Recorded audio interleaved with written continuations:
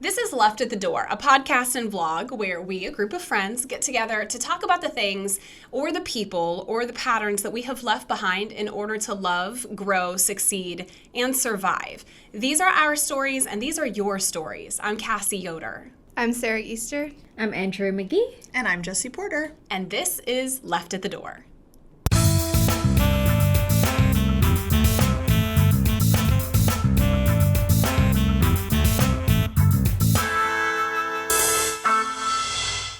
So this is our Galentine's Day episode, and we're talking a little bit about self-care. And sometimes when it comes to self-care, then there's like the opposite feeling, and that's the guilt that comes with it when you take time for yourself.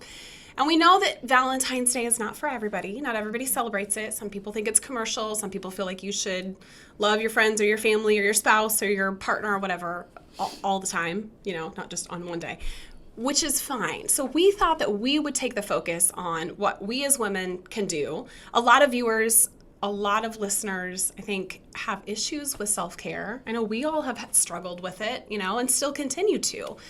So we're talking about self-care and then the guilt and trying to leave that guilt at the door. We're talking about self-love, basically, and your relationship with yourself, wrapping around to self-care, right? It looks different to everybody. So, like, Sarah, what does self-care look like to you?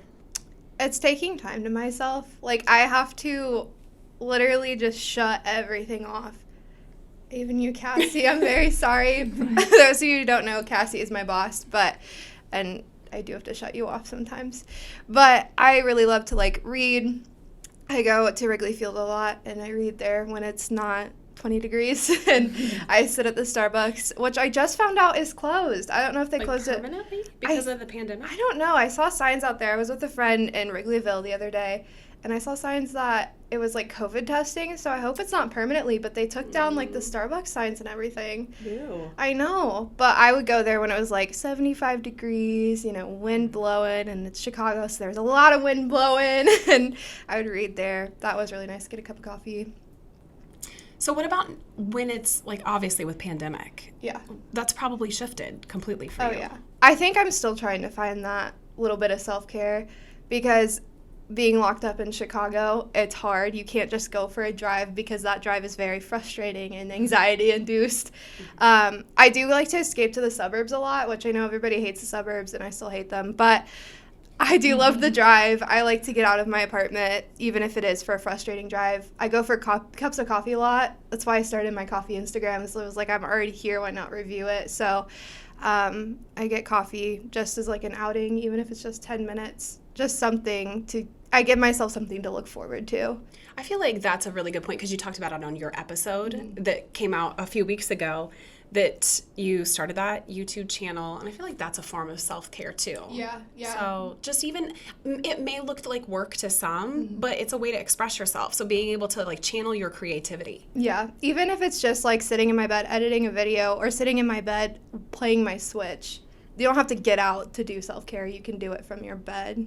Absolutely. One thing I think about is that sometimes self-care as a mom looks differently. I know that what I did when I was in my 20s is different now that I have Jack. What about you, Andrea? You having Talia, what does self-care look like since you're a mom? Self-care is really different being a parent. For me these days, my self-care is waking up in the morning and just having that one cup of tea, even if it's 2 minutes of my time, just being able to get ready and to relax and just to have my mind of peace before the little one, before my day gets chaotic with the little one. Before Talia, I literally used to go to work an hour early just to read a book in the car because it was the most relaxing thing. It's just something about cars. I don't know what it is. I feel peaceful. I feel like I'm in my zone and this is all me and I'm taking care and it feels great. It made my whole entire day. Now that I'm a mom, that's a little different. So whatever little time, now it's, even if it's seconds, honestly, because you don't get the hours like you want to. Sometimes you don't get the minutes. Like if you go to the bathroom, you don't get that bathroom There's no time. privacy. There is no privacy. So whether it's the cats, the dog, or my child coming in to ask me a question when I'm in the bathroom, it's just a mom chaotic life. But for me, I find a way. That one cup of tea makes a difference in just a 2 minutes to 1 minute time. I can remember because prior to having the marketing firm, I was in events. So it was always weddings or conferences or something. And most weekends, it was multiple events. Like, it would not be odd, like, especially when I was at Allerton, to have like 8 to 10 weddings simultaneously going on in all these gardens. So weddings are incredibly stressful. So I did the exact same thing with going into my car. And I think it was because I was out in the gardens or doing things and running around that a lot of times people would be like, well, you're at Allerton. Like, go have a picnic lunch in the garden. And I'm like, I'm working in the gardens. If people see me, they're going to ask me questions, or they're going to be like, hey, can you come do this? So that was like the only like 15, 20 minutes that I would get is just sitting in my car in complete silence and just eating and being like, I'm not having to stand. I'm not having to talk to anybody, and no one can find me. And so I completely get the book reading, honestly, in the car. And the not multitasking, one of my self-care things is that I will not eat my meal and try to work simultaneously, which is something I've always done my whole life, is just eat and work, even though I work for myself and I have my own office. When it's time for lunch, I shut down my computer, I go get my food, I sit in bed and watch my garbage TV. Like, for me, I need that energy shift. But like Andrea, what you were talking about with being a mom and self-care looking different, things that like we did in our 20s or even 30s before I had children that were just a given, something you'd get to do, like eating a hot meal. Oh my gosh, you don't get to do that. And you don't get to decide what you're eating most of the time. Most of the time it's just leftovers or whatever everybody else is. Yeah. Yes. Right. But our households are pretty similar. Our husbands have similar jobs. Andrea and I have 4-year-old daughters. And then we also have a bonus, Jimmy. But like a lot of my self-care is facilitated by my partner. So he works really hard to not make me feel like I'm being selfish.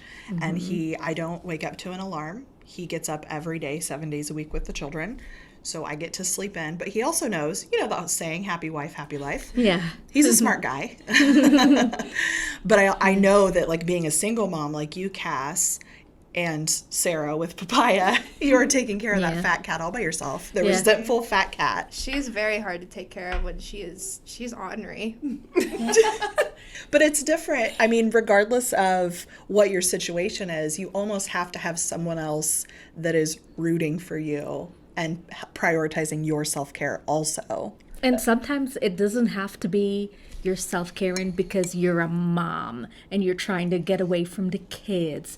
You can even try to get away from the pets. You can try to get away from that annoying phone call, or it could be different things. Everybody's situation is so different.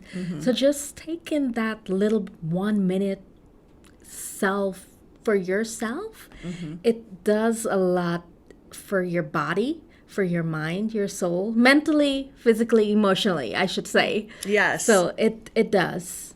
All right, Cassie. A lot of people can relate to you being a single mom, being a working mom, maybe an entrepreneur, people listening that are running a business, super active, your hand in 100 different things. What does self-care look like for you? Well, I guess I would like to normalize in a lot of ways that sometimes work is self-care for me.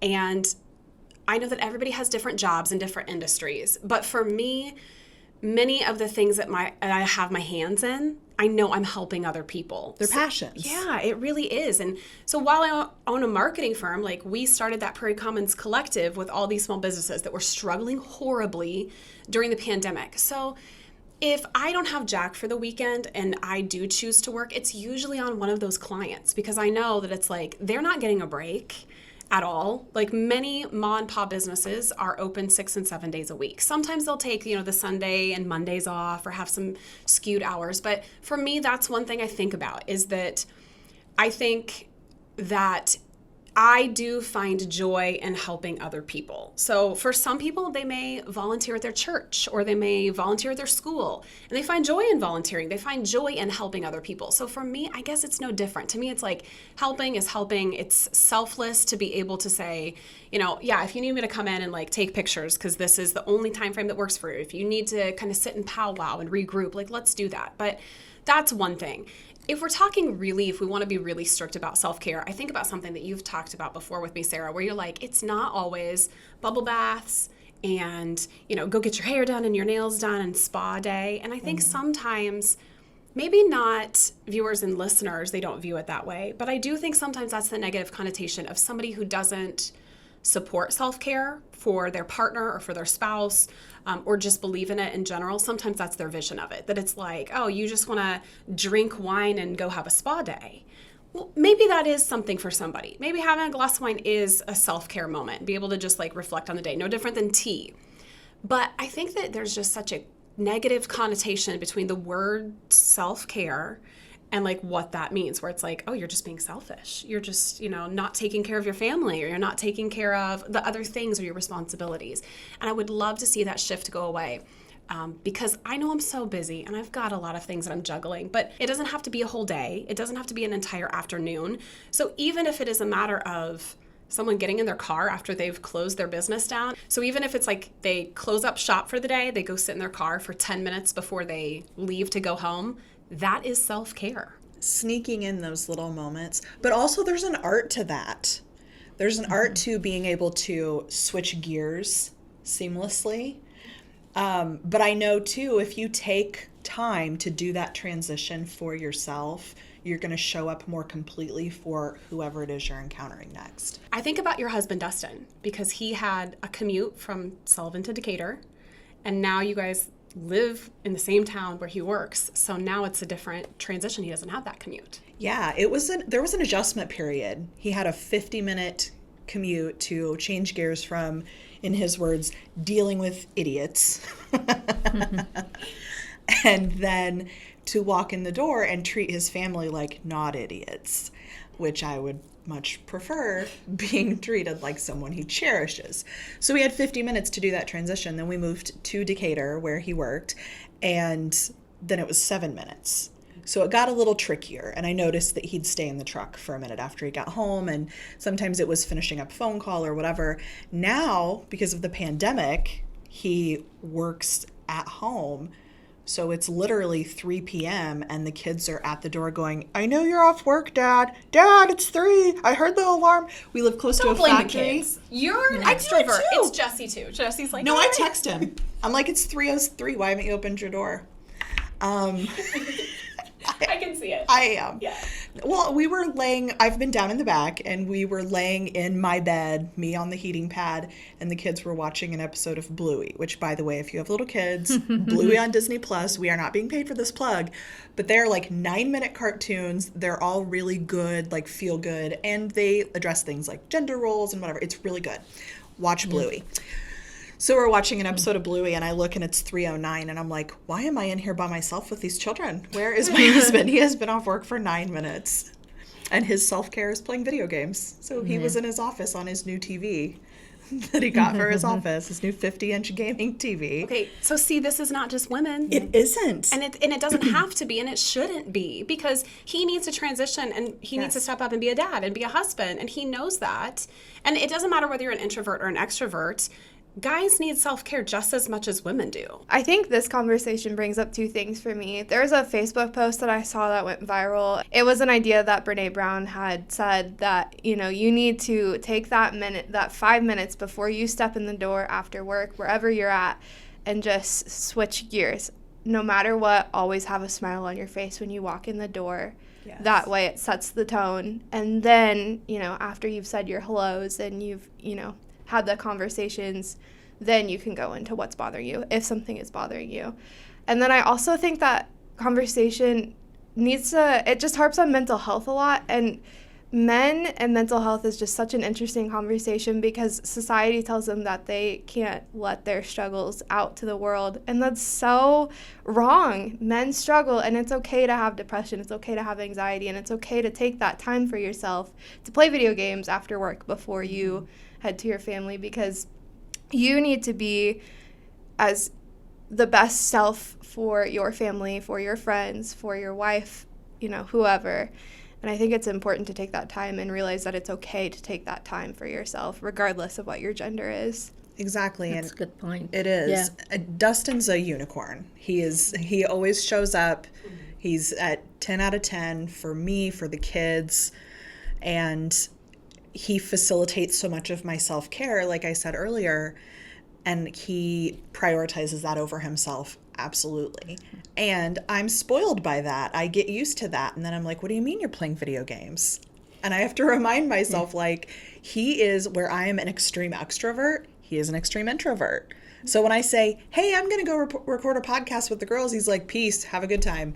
Yeah. It's not even enticing to him to come out and socialize and do anything. I really like the fact that our husband, Stephen, my husband, Stephen, your husband doesn't, we have a lot of connection, and that's the way Stephen is. He would make sure that my daughter and I are at the table, sit down, and he serves us our food.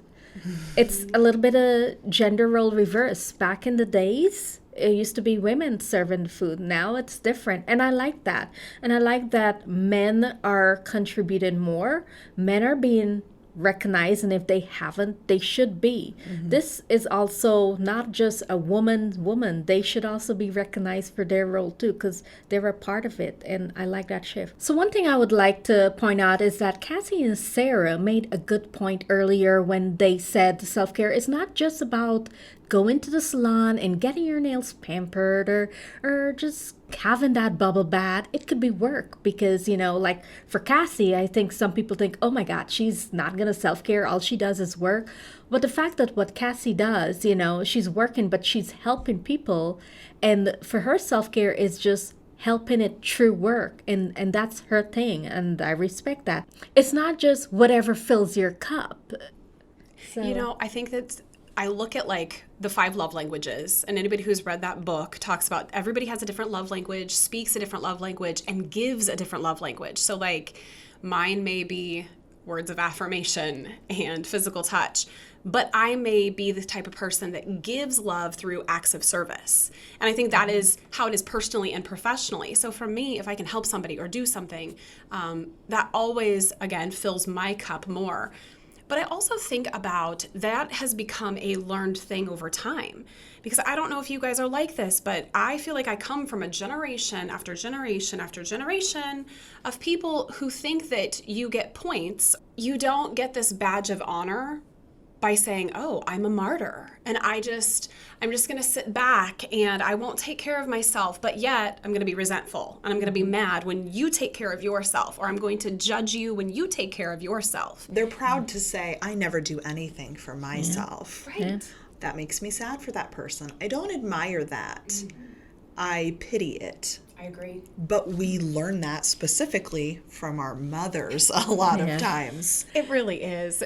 Mothers and grandmothers or great-grandmothers. Yeah, How many times do we hear that of like, my grandma was a Mim, so it was like, well, Mim would do this, or you saw Mim do things, or you saw Grandma Malloy do things, and you're like, well, that's just how we do things. And I'm like, not anymore. What about you though? And on a special occasion when something for them is thrust upon them, how uncomfortable they get that like, oh, it's about me, and I get, oh, this nice thing is being done for me, and not, oh, I don't deserve this. And I don't think that's something we should continue with.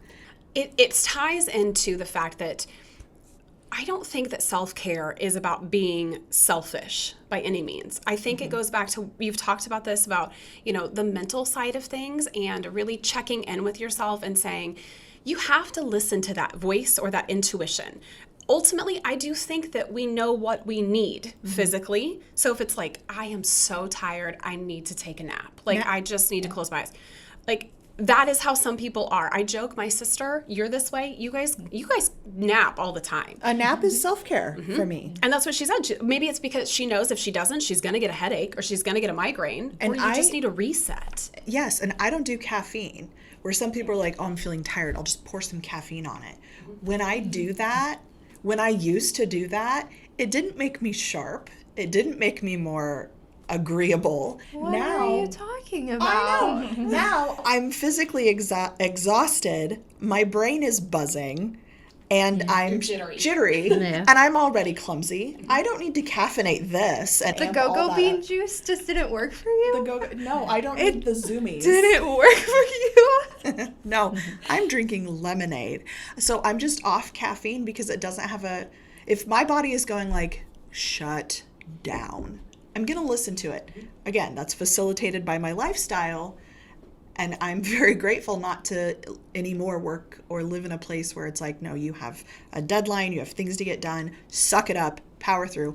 I don't do the suck it up and power through. I'm at a place in my life right now where listening to my body is so important.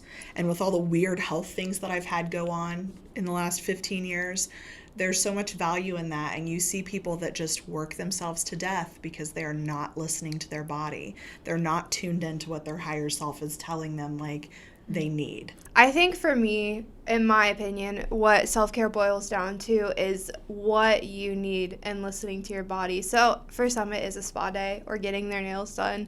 And for some, it's just going to get a cup of coffee or going for a drive. And it doesn't have to be a full day. It can be, 2 minutes, like Andrea, where you drink a cup of coffee or tea. And I think it's important to recognize that some days you can take a full day, but other days I think it's more so about the little things. Because, in relationships, it's always about the little things. The big things are fun, but it's always about bringing somebody flowers or leaving them a note. And I think it's the same with self-care. Ultimately, we are in a relationship with ourselves, and we need to take care of ourselves. And if we're not fueled, you can't pour from an empty cup. So it's doing those little things, and maybe every once in a while taking a full day to do that. And you've heard it said, you can't love someone else until you're loving yourself. And so many people, I think, are not even spending time with themselves. They don't know themselves. And doing that work and figuring out who you even are is going to facilitate that self-care. I don't even think you need to fully love yourself in order to love somebody else. I think it's doing those things of learning about yourself and taking care of yourself before you love somebody else. That's what's important. It's like a process. I Yeah. feel like you're never going to get to the point, or at least I don't feel that way. I don't feel like I know everything about myself. I still feel like there's times that I'm like, oh, cool. Like, I'm going to try this and I didn't know I liked this, or, things like that you don't have to know it all or be like this self-improvement guru or spiritual guru. And sometimes I think maybe that's why people are afraid to start practices. And maybe they don't have a buddy system, or, that they don't have a partner that they can do it with, or they don't have a friend. I will say, I'll be honest, many of the things that I do for self-care are because of friendships or someone else starting it. Like, my family owned and operated a gym for almost 17 years. So that is a huge part of self-care. Like, I know getting into the gym, lifting, doing those things, that is a thing for me. But like I talked about, my sister, she's a napper. She would rather never ever go to the gym ever, period, than right. But then I look at other things that I have or that I do, and there's a lot of things that you and I do together, from meditation and full moon meditation and different things. And so sometimes it's finding those people and finding those individuals in your life that you don't have to have one person that does it all. So I think sometimes we assume my spouse is going to do it all with me. And that is not accurate. No, it's not. And you can't do it like that. No, and I think you're right. You don't have to know everything, but being tuned into yourself. You don't have to know everything about yourself. You don't have to love everything about yourself, but the familiarity of it and being able to listen and recognize. It's like when someone is just overall feeling yuck all the time, and we just, I'll just take a pain pill, or I feel sluggish, so I'll just have some caffeine. And all you're doing is covering that up instead of going what is actually making me feel like crap? That work is self-care, but we don't want to do it because it's hard. I think about that. That is one of the biggest things, where we do live in a society that we want a magic fix for things. Totally. We want a magic pill that takes something away. And I do look at how many people are running on fumes. So it's like you are completely exhausted. Maybe it's not physically, maybe it's mentally or emotionally, because you're in the wrong marriage, or you're in a bad marriage, you're in a really bad job or a really unhealthy, toxic work environment. You maybe have goals that you keep putting on the back burner. I want to go back to school. I want to get this degree, but I won't make time for it. All these things are going on. And all of these things are potentially fixable, or things that you could facilitate a solution or facilitate some sort of remedy. But instead, we sweep everything under the rug, and then we just say, okay, just give me the anxiety pill because I don't want to have that tough conversation with my spouse. Or just, I'm going to keep muddling through it as long as I get the paycheck, and then as soon as I get home, I'm going to pour myself a glass of wine.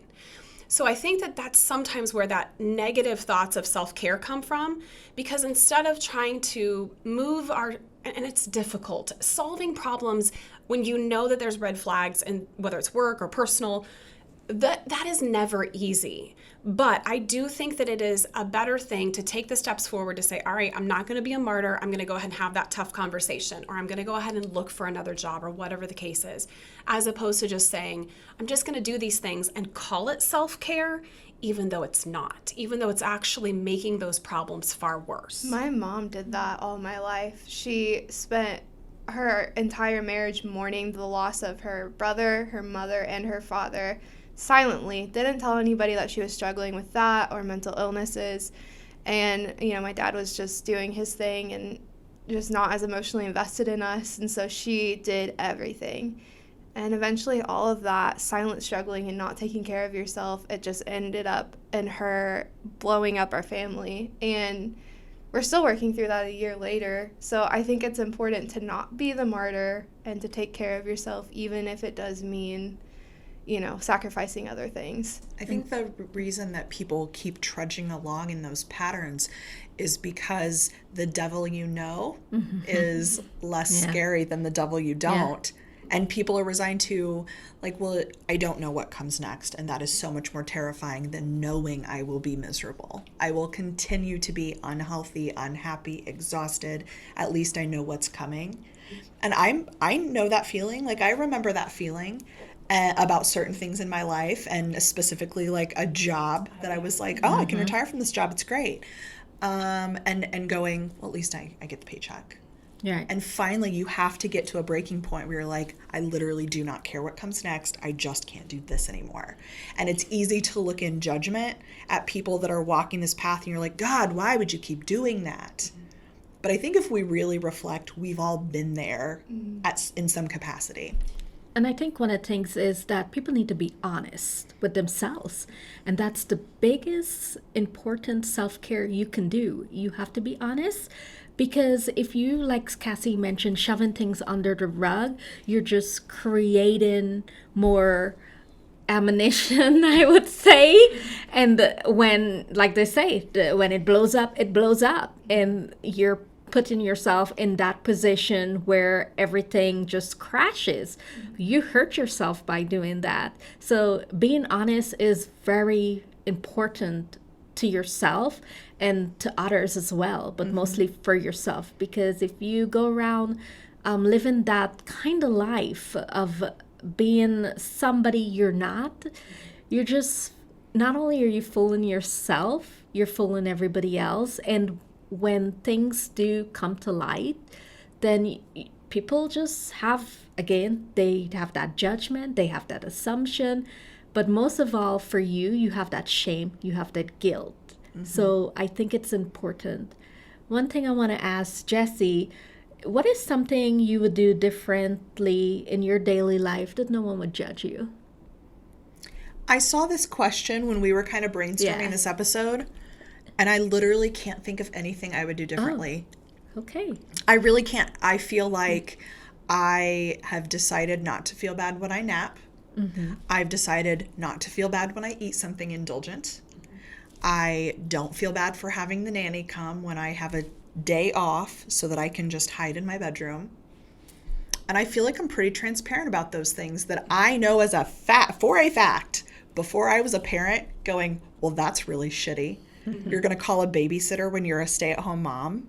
And now my other stay-at-home mom friends, I'm like, I have this amazing babysitter. You should use her on days I don't need her. Because at a point, you know how it is.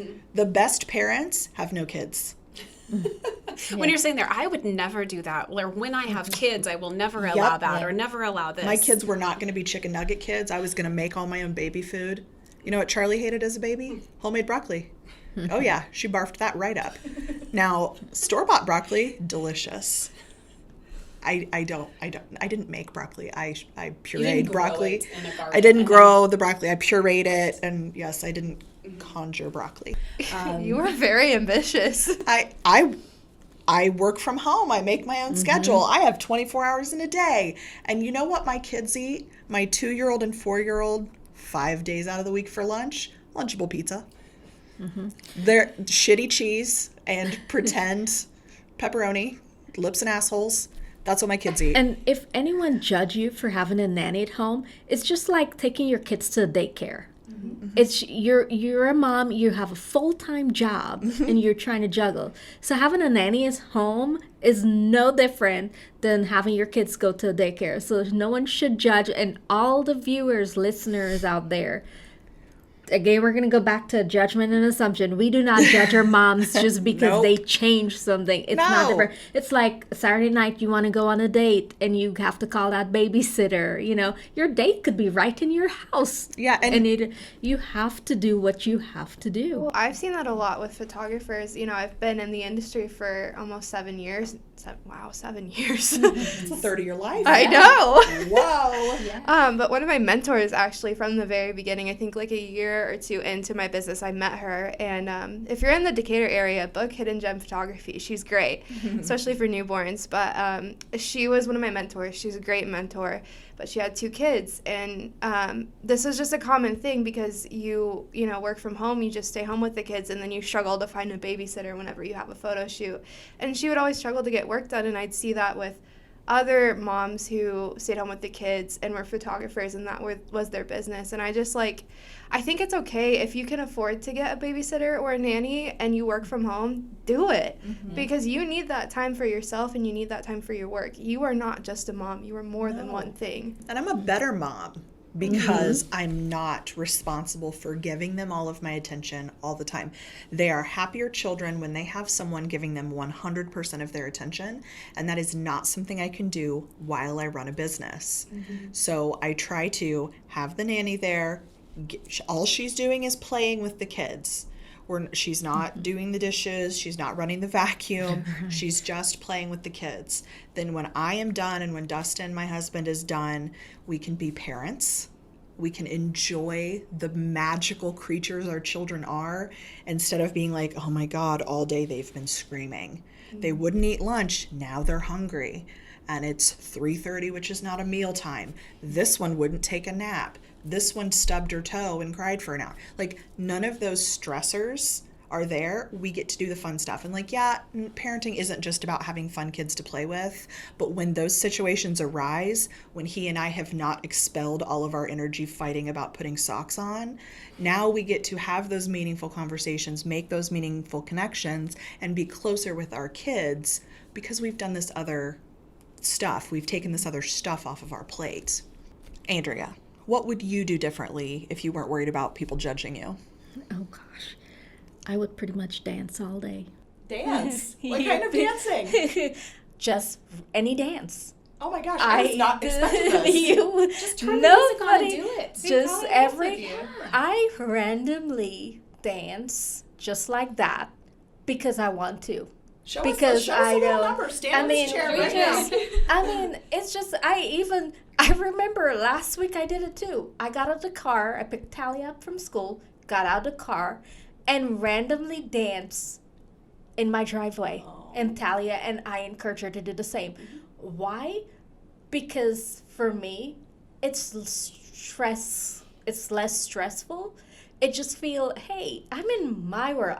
This is making me happy, you know. I just want to be me. I just want to do something. Like, I don't care how ugly I looked or what I'm dancing to. If there's no music going in the background, I'm making my own. But I dance. I love dancing. That is so good because I feel like the highlight of my college years Was dancing. was dancing. It was Yes. every single Thursday, Friday, Saturday night. Yeah. Do you work out? No, we go to the club. Yes. And that was I know a lot of people go to just completely get smashed, but we literally went, and I mean, it was like, it could be, you remember that. Yes, we'd be drenched in our jeans would be 5 pounds heavier, drenched in sweat. We were not stopping. We closed the club down. It was. And I do think about that where there's sometimes I will see like photographers will do like 30th birthdays, 40th birthday, 50 birthday parties. And yeah. and it is stuff like that where it is like they're going clubbing. And it's We're doing that.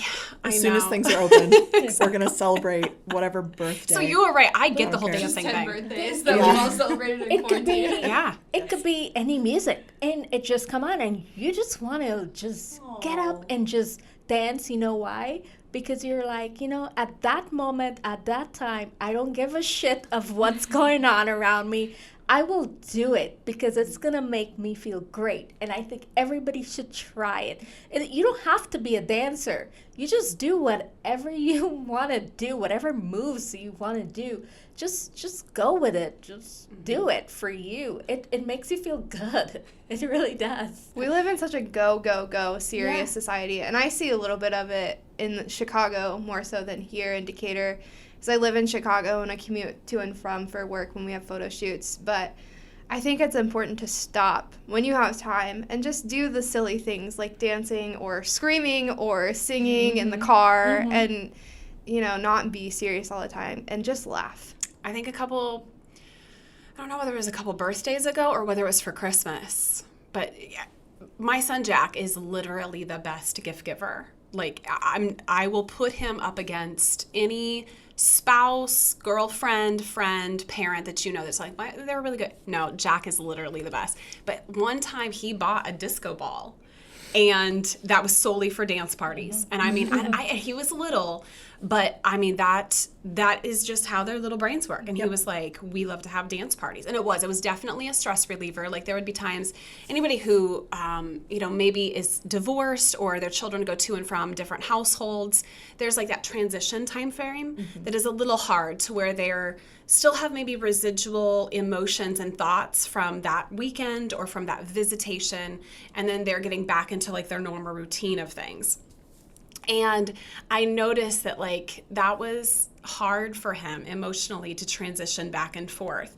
But you are right, Andrea, like dancing was a thing for him to where even if it was like no talking, even if it was 2 minutes, maybe it was like an entire song, maybe it was, and little kids also, he was the kind, he plays the same song over and over again. You know that? Yeah. It's raining tacos. It's It's raining tacos. So it is. So Or let it go. Let it go. It's raining tacos. So we maybe did. We listened to the same song over, and he is into like electronic music. Techno. Yeah. Love it. So it cracks me up. But that was a thing. And so I think to myself, sometimes people say that, like, think about the things you did as a little kid. What brought you joy as a child? Yes. So Can you facilitate that as an adult? my mentor Dana has these retreats. So we go and work on leadership skills and just sort of like tuning into self. And Charlie was only one. So I travel a lot with my family. So Charlie's my daughter. She's 4 now.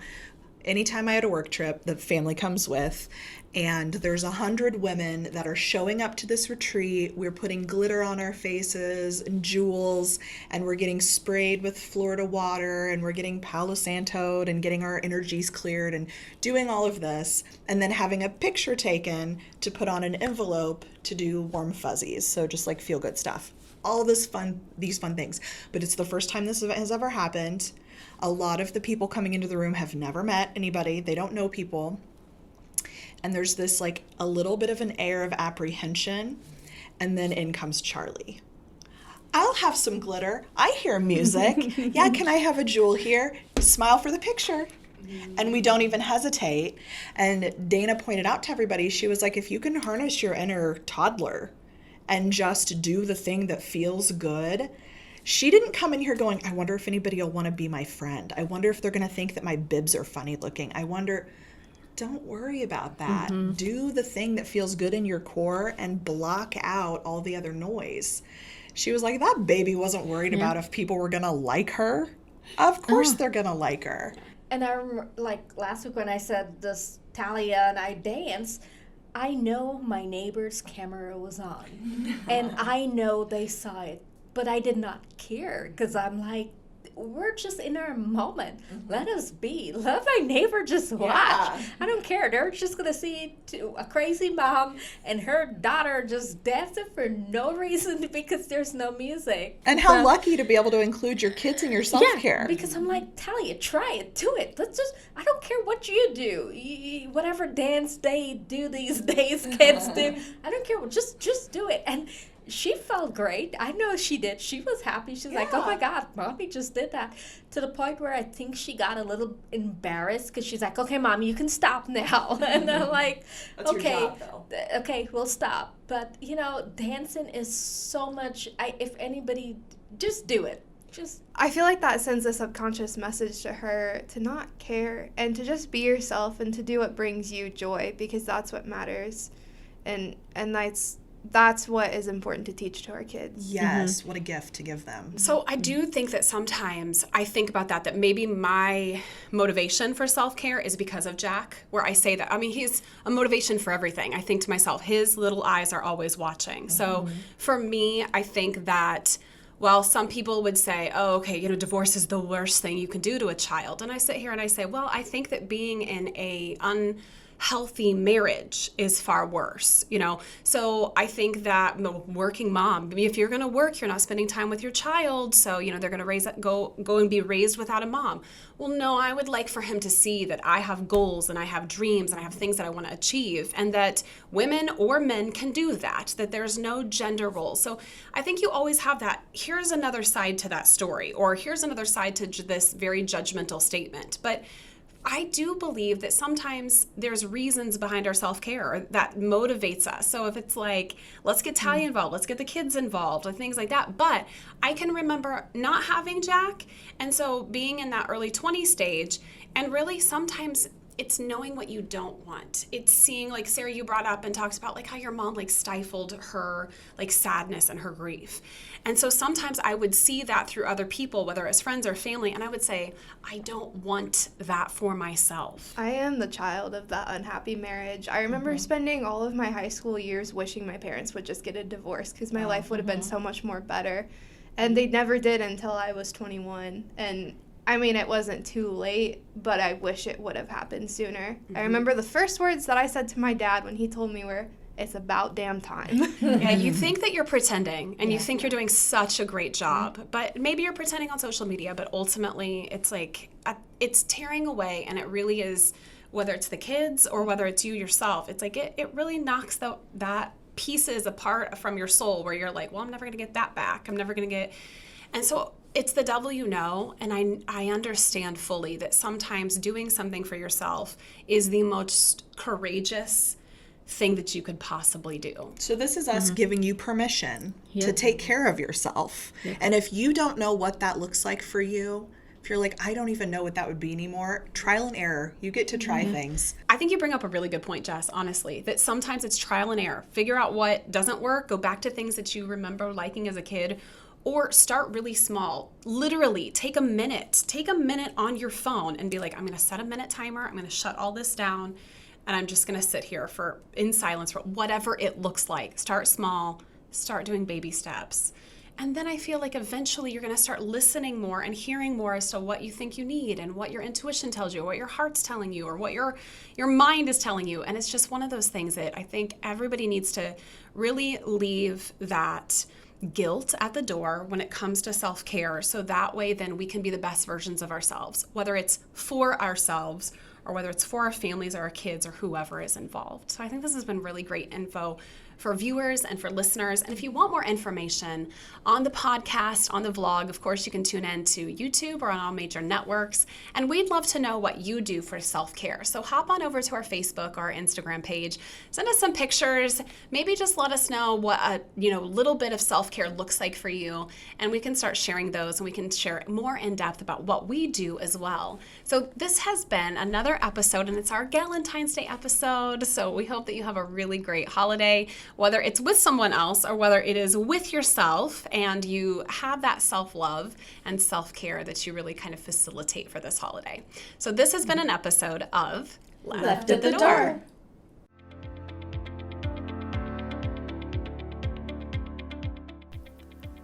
Left at the Door wants to thank Main Place Real Estate. This episode was recorded in their gorgeous new office space that's located on the 7th floor at 101 South Main Street in downtown Decatur, Illinois. Main Place Real Estate and its team of brokers exists to help people through the complex, emotional, and financially challenging real estate transactions. They're a team of professionals that understand the knowledge and the passion and the experience to make real estate transactions an incredibly easy experience for all of their clients. They have access to really important data, and then they understand that data and use it to serve the unique best interests of both buyers and sellers. They are a team of brokers that have served Central Illinois market, including Decatur, Forsyth, Mount Zion, and surrounding Macon County areas. When it comes to real estate, the best choice, it's Main Place Real Estate. They're available to help you find your place.